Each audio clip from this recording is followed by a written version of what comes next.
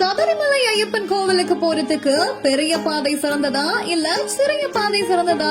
எந்த பாதையில நடந்து போனா உங்களுக்கு இயற்கையாகவே நல்லது நடக்கும்னு தெரியுமா? வாங்க, யாருமே அறியாத சபரிமலை பாதை குறித்து இந்த வீடியோல நம்ம பார்க்கலாம்.